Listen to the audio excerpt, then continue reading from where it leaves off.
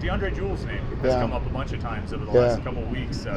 Losing weight, playing well. I mean, is it really coming together for him now? It really is, and you know, coaches, sometimes it sounds like coach speak, but you know, he's matured off the field, and you kind of saw this coming, and that led into a good diet, which led to the weight loss that you've heard about. He doesn't have distractions in terms, he's handling his schedule so much better, and playing really good football. His minimal mental errors through the entire camp, and it's just allowing his talents to really rise up. So I'm proud of him. I'm very proud of him. Charlie, it felt like there were like 17 different names for us to watch during camp that could be in your defensive line rotation. Sure. Is that list slimmed down at all throughout camp? A little bit, you know. I mean, that it's funny because I told the guys today, because this morning, you know, a statement was made that, you know, after this scrimmage this weekend, that roles will be set, and that's true to a degree. It's always evolving in college, right? And you can say of the NFL, there's guys that are in the developmental phase after this scrimmage that could pop right up into the rotation, and vice versa. But you're starting to see a narrow down. I'll have a better idea of it after this scrimmage come Saturday. Is it as much what DeAndre is like getting to know those details? Is that something that you can speed up for the younger guys, or do they have to go through some of it? I think everyone has their own unique journey, you know, and Jules' journey has been one that I'm proud of his persistence. He's continued to stick with it, and now I think he's going to get a chance to see the fruits of his labor of just stick-to-itiveness. Is that real? Was there a moment where you felt like where you saw it click, or was it kind of gradual? I saw it happening really starting towards the end of last season, and it's been a progression. You know, he's just gotten a little bit better each year. He's one of those guys, and you know, in a developmental program, you're going to have a lot of guys that are third, fourth, and fifth year guys that come out of that development phase and show up, and you're wondering where they were. They've been here the whole time. They've just been in the crock pot, getting better, getting ready to go, and Jules is looking like he's a guy that's got a chance to have an impact for us, which is fantastic. How well does this team police itself? Because I've heard players talk about, like, we get on each other, and I've seen times where Deion and Nate kind of put each other in check while you're coaching them at times, but you work on things. How well is that a factor for you guys? I think it's critical. You know, I mean, there's an old phrase out there, and I'll probably quote this wrong, but you know, something along the lines of, you know, good teams coaches lead, great teams players lead.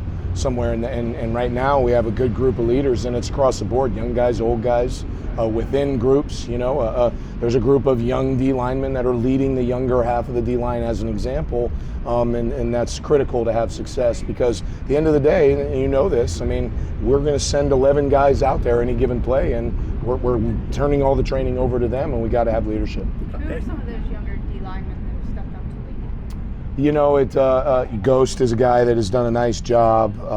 You know, Mav is a guy that's working really hard. Maverick Gracio, Samo, Jimmy Scott. Those are some names at the top of my mind with that younger half of the room. How different of football players are Sam and Sean after, you know, in camp 2 compared to camp 1? Yeah, night and day. You know, both of them were guys that we were excited about last year, and like most DNs, Sam loves pass rush. He's learned to love and appreciate stopping the run, which is the admission ticket to the other. You know, Fitz has just gotten so much better with his knowledge, his awareness of you know, for example, knowing where protection is going to slide and how to take advantage of that. So they're just both taking really, really good steps from year 1 to year 2. Deion has quite a legacy to live up to in this team. How is he doing in that regard?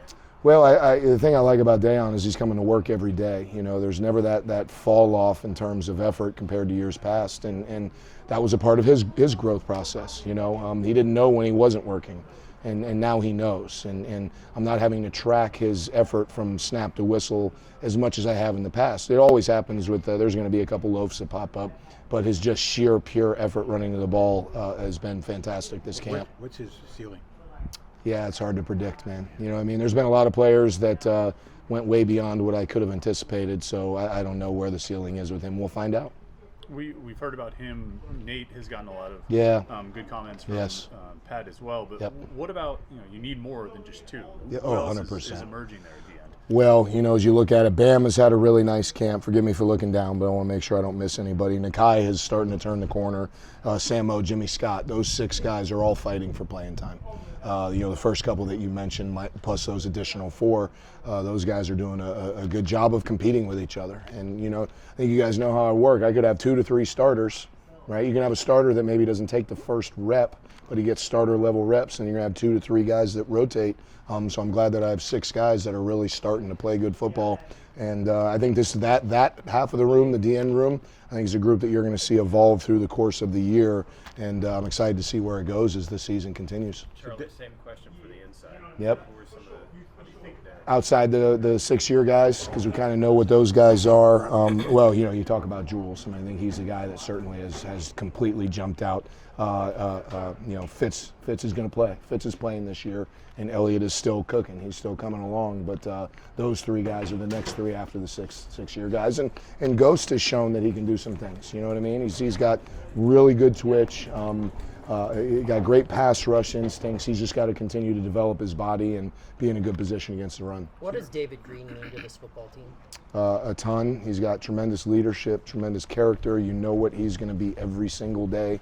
And coaches and teammates, whether they even realize it, love a consistent guy. You're not surprised by what walks in the room. You always know what you're going to get out of David. He's a tremendous teammate and a heck of a player. Matt told us how the offensive line, or you credited the offensive line for what it's been doing. What have you seen from them that have challenged your guys and forced your guys to be better?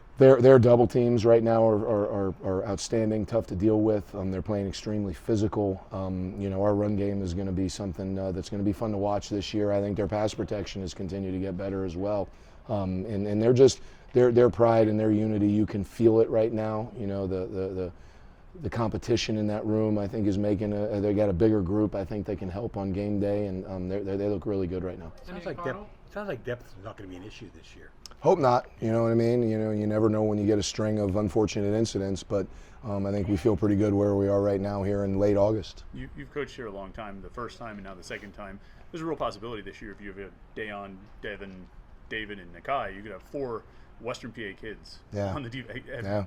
I was trying to think, has there been another line that has been all local kids that you remember? Not that I remember. I'd have to go back and look, but I don't think so, because I think back to the year with, you had Romeus in there and Jabal Sheard. Not that I know of, but I think it's great. I think it's a testament to the high school coaches here in Western Pennsylvania and the great job they're doing developing D linemen. There's been quite a few to recruit here the last 5-6 years, so tip my hat to the high school coaches here in the area.